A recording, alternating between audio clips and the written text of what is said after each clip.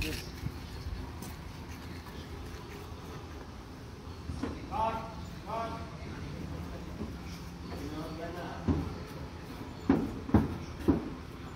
আজকের এই ঘটনার বাদী হচ্ছে মোহাম্মদ জাফর মিয়া, যার বয়স 23। তিনি ভিকটিমের স্বামী।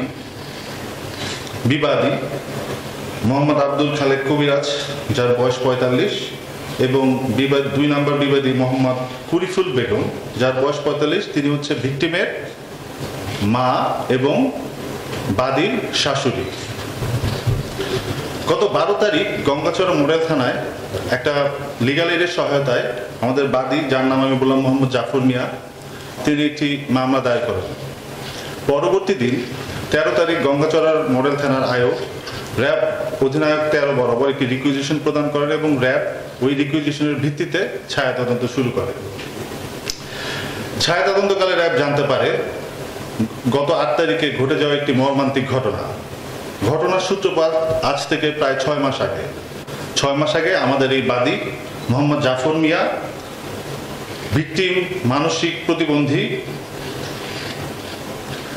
তাকে বিয়ে করে এবং বিয়ে করে আমাদের যে 1 নম্বর আসামি আব্দুল খালেক ওরফে কবিরাজের সহায়তায় বিয়ে করে তারা আমাদের রংপুর শহরের যে আলমনগরের পীরপুরে অবস্থান শুরু করে।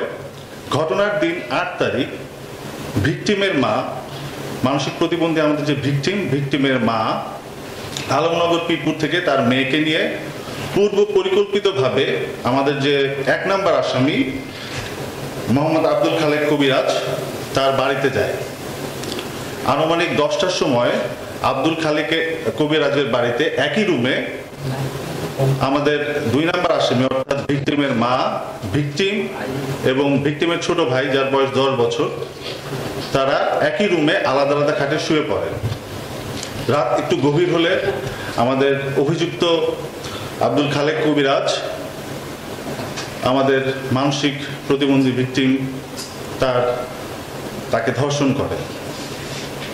বিষয়টি পরের দিন সকালবেলা, এবং যখন ধর্ষণ করে তখন ভিকটিম যেহেতু মানসিক প্রতিবন্ধী, সে গোঙানো শুরু করে, কিন্তু তার মা একই রুমে থাকা সত্ত্বেও গোঙানি শুনেও কোনো সাড়া দেয় না।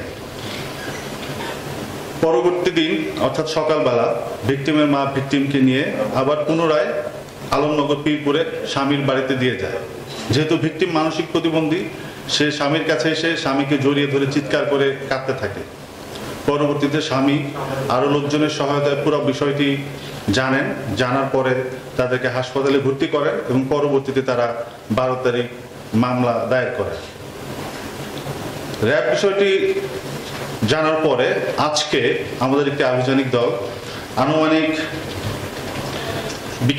দুপুর 3:40 গোপন সংবাদের ভিত্তিতে খবর পেয়ে সকাল থেকেই আমাদের আভিযানিক দল ওই এলাকাটি হচ্ছে মাটিয়াপাড়া, আমাদের রংপুর সদরেরই অযোধ্যাপুর শ্যামপুর এলাকায় সকাল থেকে অবস্থান গ্রহণ করে।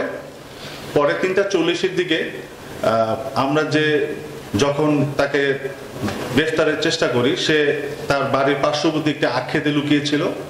আমাদের প্রায় 1 কিলোমিটারের মতো তাকে আখক্ষেতের মধ্যে চেস করতে হয়। চেস করার পর আমরা তাকে গ্রেফতার করতে সক্ষম হই।